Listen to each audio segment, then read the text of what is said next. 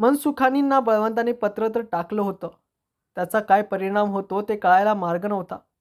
पत्रावर त्यांचा विश्वास बसेल का? जरा अवघडच गोष्ट. कदाचित एखाद्या माथे फिरूचं निरर्थक लिखाण म्हणून त्यांनी त्या पत्राचे तुकडे तुकडे करून कचऱ्याच्या टोपलीतही टाकले असतील.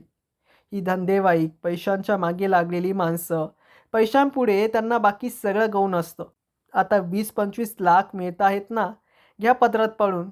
त्या वास्तूत खरोखरच काही वेडावाकडा प्रकार घडलास तरी त्याची जळ मनसुखानींना थोडीच लागणार आहे. ते सोसायला ते फ्लॅट तारक होते की, ज्यांनी 15-15, 20-20 लाखांच्या रकमा मोजल्या होत्या. हे डेव्हलपर वरचं क्रीम खाऊन मोकळे होतात, पण कदाचित मनसुखानी तसे नसतीलही. कदाचित त्यांनी त्या जागी नवी वास्तू उभी करण्याविषयी पुनर्विचारही केला असेल. बळवंताने समोर मांडलेल्या प्रश्नांना उत्तर शोधण्यासाठी कदाचित ते काही दिवस थांबतीलही. एकदम घाई करणारही नाहीत. पण 1-2 दिवसातच त्याला समजून चुकलं. माणसाच्या स्वभावाचा त्याचा अंदाजच खरा होता. स्वतःचाच फायदा करून घेणाऱ्यांच्याच रांगेतले तेही होते. कारण एकाच सकाळी बरेच कामगार हजर झाले होते. टेम्पोमधून खांबं, वासे, पत्रे, दोरीची बंडलं, सर्व सामान बंगल्यापाशी उतरवलं गेलं होतं. संध्याकाळपर्यंत कामगारांनी वाशांची शेड उभी केली होती. वर पत्रे टाकले होते. वाशांना लाल पांढऱ्या रंगाच्या कापडी पट्ट्या बांधल्या होत्या. शेडच्या छपरापासून लाल चुनीदार किनखापी टांगल्या होत्या. कदाचित भूमिपूजन असेल, कदाचित ग्रहशांतीचा यज्ञही असेल. 500-700 रुपये घेणाऱ्या भिक्षुकाच्या शब्दांवर मनसुखानींनी विश्वास ठेवला असेल. एकदा हे होम हवन केलं की वास्तूत काहीही धोका नाही. मग काय त्या जानवरीकरांनी वास्तू शांत केली नव्हती? झाली होती का ती वास्तू शांत? दुसऱ्या दिवशी सकाळी 8 पासूनच माणसं यायला लागली. बळवंत अर्थात अगदी समोरच उभा राहू शकत नव्हता. एखाद्याला त्याचा संशय आला असता. पण सकाळी 10-10:30 पर्यंत त्याच्या बंगल्यावरून 2-3 तरी फेऱ्या झाल्या. आत होमाचा धूर, अगदी हलक्या आवाजात भजनाची टेप वाजत होती. मांडवात मुलांचा खेळ, धांगडधिंगा चाललाच होता. 11च्या सुमारास त्याची शेवटची खेप झाली. तेव्हा कार्यक्रम आटोपलेला दिसत होता. सर्व मंडळी गाड्यांतून निघून गेलेली दिसत होती. आतापासूनच कामगार लोक मांडव उतरवायला लागले होते. मांडवात वावरणाऱ्या त्या तरुण आणि वयस्कर स्त्रिया, मांडवात खेळणारी ती लहान लहान मुलं. त्या धोक्याच्या घराची दारं उघडीच होती.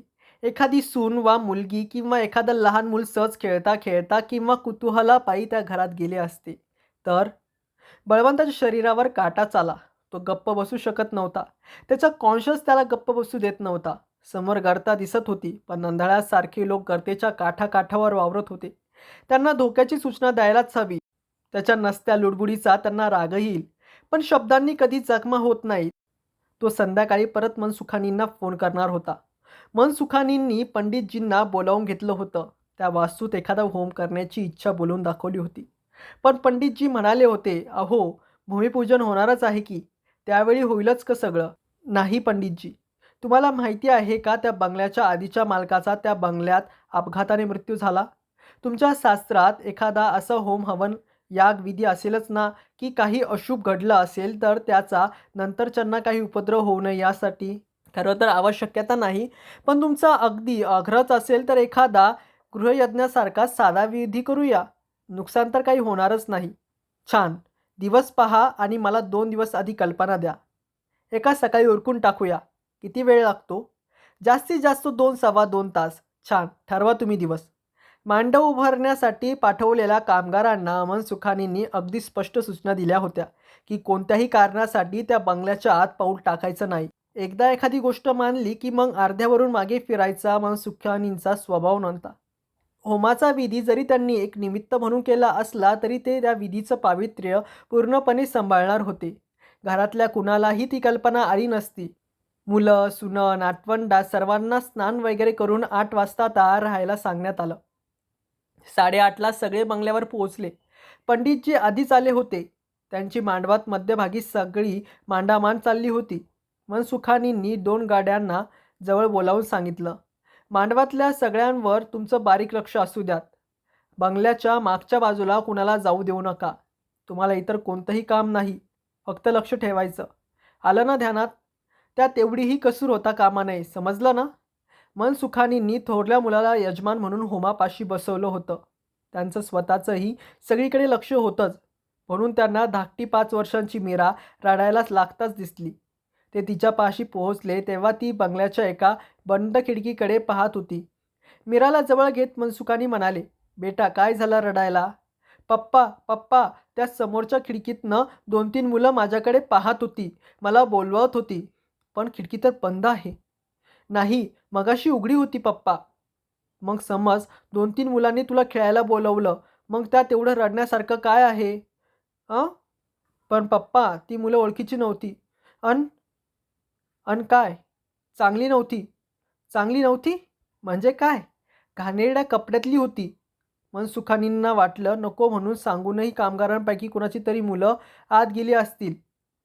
किती सांगितलं तरी त्यांच्या डोक्यात प्रकाश पडायचा नाही. "नाही पप्पा, घाणेरड्या कपड्यातली नव्हती. त्यातल्या एकाला की नाही एकच डोळा होता आणि एकाच्या गालावर तोंडावर रक्ताचे डाग होते आणि एक अगदी जाड होता. पाण्यात भिजल्यासारखा ओला चिंब होता." "मीरा, मी आता कुणाला तरी पाठवतो हां आत. कोण लपून बसले पाहायला. पण तू आता असं कर, त्या खिडकीपाशी उभी राहूच नकोस." पण मनसुखानींच्या मनाला पहिला चटका बसला होता.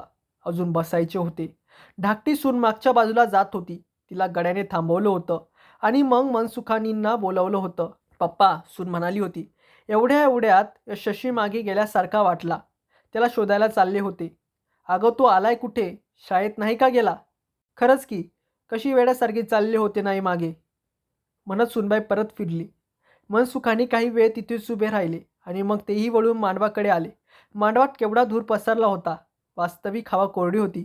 होमासाठी आणलेल्या गोवऱ्या आणि लाकडी धलप्याही कोरड्या ठणठणीत होत्या. धूर होण्याचं काही कारणच नव्हतं. पंडितजी आणि त्यांच्याबरोबर मदतीला आलेले गुरुजी दोघांच्या डोळ्यात पाणी येत होतं.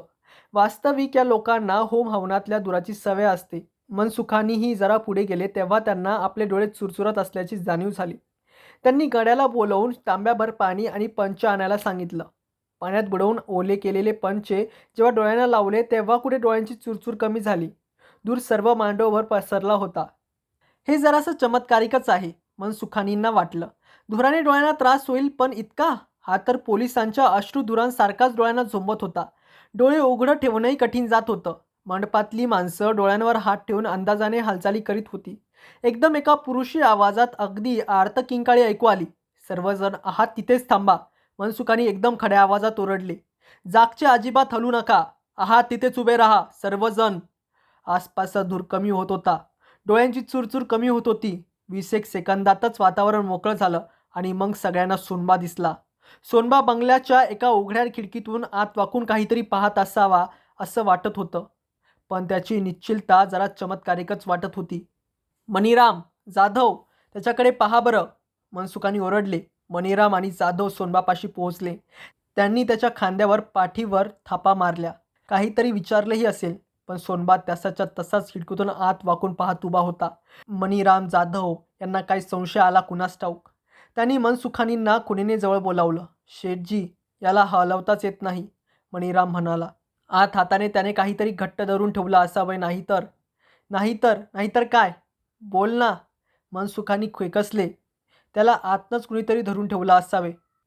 "बकवास बंद कर आणि दोघं खेचा पाहू बरा त्याला." ते ओरडले. त्या दोघांनी एकदम नेट लावला तसाच सोनबा मागे खेचला गेला आणि त्या दोघांनी आधार काढून घेताच तो तसाच जमिनीवर उताना पडला. सोनबाचा सारा चेहरा रक्तबंबाळ झाला होता आणि तर मनसुखानींना भीतीच वाटली. हा मरण पावला की काय? म्हणजे मग भलतीच तोहतम यायची. पण जराशाने सोनबाचे हातपाय जरा जरा हलायला लागले. कोणीतरी एक पंच आणला. तो ओला करून सोनबाचा चेहरा पुसला. मग दिसलं की तशी जखम किंवा जखमा गंभीर नव्हत्या. सोनबाच्या चेहऱ्यावर बारीक बारीक जखम्या होत्या, पण त्याची अवस्था गंभीर दिसत नव्हती. "थँक गॉड," मनसुखानी मनातल्या मनात म्हणाले. त्यांच्या गाडीतून फर्स्ट एड बॉक्स आणण्यात आला. सोनबाचा चेहरा स्पिरिटने पुसून काढला आणि त्या बारीक बारीक जखमांवर अँटीसेप्टिक पावडरचा हलकासा थर लावण्यात आला. एव्हाना सोनबा उठून बसला होता.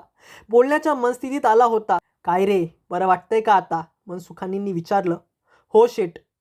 "आता सांगतोस का त्या खिडकीशी काय करत होतास? आधी खिडकी उघडलीस कशाला?" "शेठ, मी नाही खिडकी उघडली. खिडकी उघडीच होती." आतून शशिकांत साहेबांच्या आवाजातली हाक आली. "सोनबा, सोनबा." म्हणून पाहायला तिथे गेलो आणि आत वाकून पाहायला लागलो. "मग?" तो थांबताच मनसुखांनी विचारलं. चेहऱ्यावर एकदम कुणीतरी बर्फाचं पाणी फेकल्यासारखा चेहरा गारीगार पडला. आणि मग काय झालं आठवतच नाही. आता आता परत शुद्धीवर येतो आहे. ठीक आहे, तू आता जरा पडून राहा. याला चहा द्या रे कपभर. पंडितजींचा कार्यक्रम संपत आला होता. शेवटी त्यांनी सर्वांना मंडपात बोलावलं. सर्वांच्या हातात अक्षता आणि फुलं दिली आणि काही काही मंत्र म्हणून सर्वांना फुलं अक्षता व्हायला सांगितल्या. सर्वांच्या हातावर तीर्थ ठेवलं. पूजा केलेला नारळ मनसुखानींच्या मुलाच्या हाती दिला. मनसुखानींनी पंडितजींना ठरलेली दक्षिणा दिली. कार्यक्रम संपला होता. मनसुखानींनी सोनबाला त्यांच्या डॉक्टरकडे पाठवलं. डॉक्टरांना सांग की अडखळून पडलास आणि चेहरा तारेच्या जाळीवर आपटला. मी त्यांना फोन करतोच. एखादं इंजेक्शन देतील, मलम देतील, गोळ्या देतील. 2 दिवस रजाच घे, समजलं ना? मग गाडीने घरच्या 2 ट्रिपा केल्या आणि जेवायच्या वेळेपर्यंत सर्वजण बंगल्यावर पोहोचले. आजचा दिवस आपण कामावर जायचं नाही असंच ठरवलं होतं. याचं मनसुखानींना आता फार बरं वाटलं. कारण निदान आज तरी त्यांचं कामात अजिबात लक्ष लागलं नसतं. एकामागून एक अशा घडलेल्या घटनांनी एक सिद्ध केलं होतं. त्या निनावी पत्रलेखकाचा दावा खरा होता. त्या घरातच केवळ नाही तर घराच्या आसपास वावरणाऱ्याला सुद्धा भयंकर धोका होता. त्या पत्रलेखकाची भेट आता तर अत्यंत आवश्यक झाली होती. त्यांना एकच आशा होती. आपल्या आजच्या या जाहीर कार्यक्रमाने त्या पत्रलेखकाचा जरासा गैरसमज होऊन तो पुन्हा आपल्याशी संपर्क साधील. आणि त्यांची अपेक्षा खोटी ठरली नाही. 3:30लाच बळवंताचा फोन आला. त्याच्या पहिल्या वाक्यासरशी मनसुखानींनी पॅनेलवर आलेला नंबर उतरवून घेतला. मनसुखानी साहेब, मी तुम्हाला एक पत्र लिहिलं होतं. हो, मला पत्र मिळालं. तरीही आज तुम्ही तिथे कसला तरी कार्यक्रम केलातच. तुमच्यासारख्या सुज्ञ माणूस जरा तरी विचाराने, संयमाने वागेल अशी माझ्या मनात आशा होती. मनसुखानी काहीच बोलले नाहीत. मान्य आहे, या प्रोजेक्टमध्ये तुम्हाला कित्येक लाखांचा फायदा होणार आहे. पण त्या फायद्यासाठी इतर निरपराधी अश्राप जीवांचा बळी गेला तरी त्याची तुम्हाला फिकीर नाही, हो की नाही? आता तुम्ही माझं जरा ऐकता का? मनसुखानी मध्येच जरा मोठ्या आवाजात म्हणाले. त्या प्रोजेक्टमध्ये मला काही लाख रुपये मिळाले असते, ही गोष्ट खरी आहे. पण त्या जागेवर कोणताही प्रोजेक्ट होणार नाही आहे. त्या वास्तूला सध्या तरी यत्किंचितही धक्का लागणार नाही आहे. उलट तो बंगला आणि त्याचा परिसर इतका सुरक्षित करण्यात येणार आहे की तिथे कुणाला पाऊल टाकणंही अशक्य होणार आहे. आता आणखी ऐका. त्या वास्तूत कोणत्या तरी दुष्ट नीच शक्तीचा वावर आहे याचा प्रत्यक्षच पडताळा मला आला आहे. तुमचा फोन येईल अशी आशा मला होतीच. हे पहा, आपली गाठ पडली पाहिजे. आपण एकत्रपणे या भयानक संकटाचा मुकाबला केला पाहिजे. नाही, नाही, नाही. फोनवरचा माणूस जवळजवळ ओरडलाच. ती गोष्टही काढू नका. त्याचा विचारही करू नका. तुम्ही केलेले उपाय शहाणपणाचे आहेत. देव तुमचं रक्षण करो. त्या माणसाने फोन खाली ठेवला. शेवटच्या मिनिटभरात तो किती भावनावश झाला होता. माणसांबद्दलचे आपले अंदाज किती चुकतात. बळवंता मनाशी विचार करत होता. जे मनसुखानी आपल्याला केवळ पैसा, फायदा याचाच विचार करणारे वाटत होते, त्यांचा स्वभाव वेगळाच निघाला. म्हणजे आजचा त्यांनी तिथे केलेला तो समारंभ म्हणजे केवळ एक नाटक होतं. त्याने त्यांना परत फोन करावा यासाठी. आणि बरोबर तसंच झालं होतं. आपण किती सहजपणे दुसऱ्यांच्या नाटकांना, देखाव्यांना बळी पडतो. आतापर्यंत आणखीही कुणी आपल्याला असं हातोहात बनवलं असेल आणि त्याची आपल्याला कल्पनाही असणार नाही. आणि आता हे मनसुखानी त्याला मदत करायला तयार झाले होते. ही गोष्ट कालत्रही होता कामा नये. दाभाडे, रासानी, मल्ला महाराज आणि नाही म्हटलं तरीही ते जानोरीकर. बळी गेलेल्यांची यादी. आता त्यात आणखी भर पडायला नको. ही भेट टाळलीच पाहिजे. पण मनसुखानींच्या एका वाक्याने त्याला जरासा धक्का बसला होता. आपण दोघे मिळून त्या दुष्ट शक्तीचा मुकाबला करूया, ते म्हणाले होते.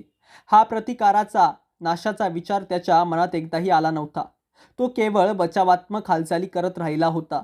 पण अशा राक्षसी शक्तीचा मुकाबला, नुसत्या विचारानेच त्याच्या शरीरातलं अवसान गळल्यासारखं झालं. रात्रीच्या जेवणासाठी तो, नाना आणि आई टेबलाभोवती बसले होते आणि नानांच्या हातात एक पाकीट होतं. मोठ्या आकाराचं होतं. बळवंताला ते पाकीट ओळखीचं वाटत होतं. त्याची जिज्ञासा काही क्षणातच शमणार होती. खुर्चीवर बसल्या बसल्या नानांनी पाकिटात हात घालून एक फोटो बाहेर काढला आणि बळवंतासमोर धरला. परांजपे काकांचा फोटो. हा कुणाचा फोटो आहे रे? नानांनी विचारलं. बळवंता एकदम काहीतरी बोलणार होता पण त्याने ओठावरचे शब्द मागे घेतले. त्या प्रश्नाने त्याला केवळ धक्का बसला होता. नानांना परांजपे काकांची ओळख पटत नव्हती. हा काय प्रकार होता? नानांनीच या परांजपे काकांना आते भाऊ मावस भाऊ म्हणून घरात आणलं होतं. ते ओळख कशी विसरतील? हा काहीतरी वेगळाच प्रकार वाटत होता. नाना, आईला दाखवा ना, पाहू तिला ओळखता येतं का? आईने फोटो हातात घेतला.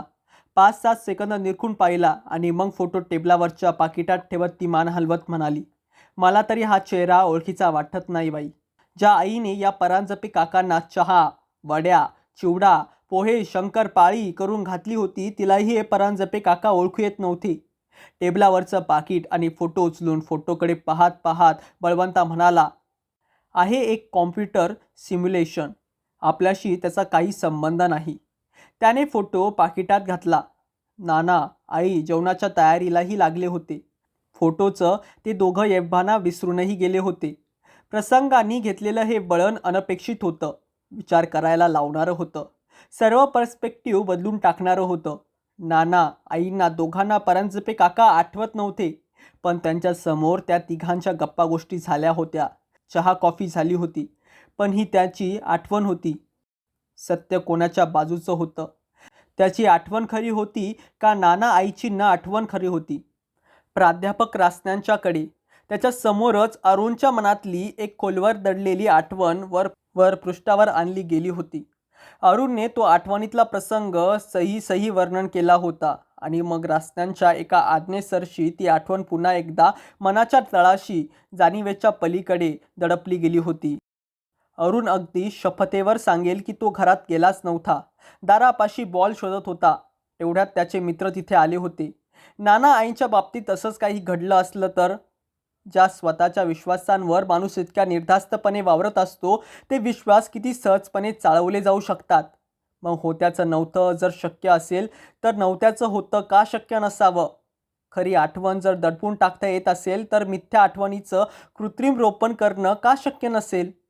कदाचित ही परांजपे काकांची त्याची आठवण मुळात भ्रामक असेल. कदाचित म्हणूनही त्यांचा काहीही शोध लागत नसेल. पण ही काही समस्येची उकल नव्हती. नाव बदलून एक स्तर मागे सारली गेली होती इतकंच. पण या सर्व खऱ्या खोट्या आठवणींमागे कोणीतरी असणारच. त्या बिनचेहऱ्याच्या निनावी अज्ञात व्यक्तीचा शोध कसा, कोठे आणि कोणत्या मार्गाने घेणार? एखाद्या सिनेमातल्या डिटेक्टिव्हसारखं हा फोटो हातात घेऊन त्या फोटोतल्या व्यक्तीला ठिकठिकाणी शोध घेण्यात अर्थच नव्हता. नाना आईला जर परांजपे काका आठवत नसतील तर कोणालाच आठवणार नाहीत. फक्त त्याला एकट्यालाच आठवत होते. त्यांची ती कलंदर राहणी, त्यांचं ते मिस्किल हास्य, त्यांच्या त्या वेगवेगळ्या वेशभूषा. त्याला अगदी प्रखरपणे सर्व काही आठवत होतं. त्यांच्यातल्या वेगळेपणाचा हा आणखी एक पुरावा होता का? मोहनला प्रकाश आणि त्या प्रकाशात भिंतींवर नाचणाऱ्या लहान मोठ्या सावल्या दिसल्या होत्या. त्याला काहीही दिसलं नव्हतं. एखाद्या भुलभुलैयात सापडल्यासारखंच त्याला वाटत होतं आणि या क्षणी तरी त्याला पुढे काय करायचं हे काही सुचतच नव्हतं. पुढचे 3-4 दिवस असेच द्विधा मनस्थितीत गेले. त्या मनसुखानींचा विचारही मधून मधून मनात येत होताच. कदाचित सुरुवातीसच त्यांच्या पत्रावर विश्वास बसला नसेल, पण ते म्हणत होते त्यांना स्वतःलाच तसले चमत्कारिक अनुभव आले होते. आता त्यांचा विश्वास बसलेला असणार. पण एक नक्की, कोणत्याही परिस्थितीत तो त्यांना मदत करणार नव्हता किंवा त्यांची मदत घेणार नव्हता.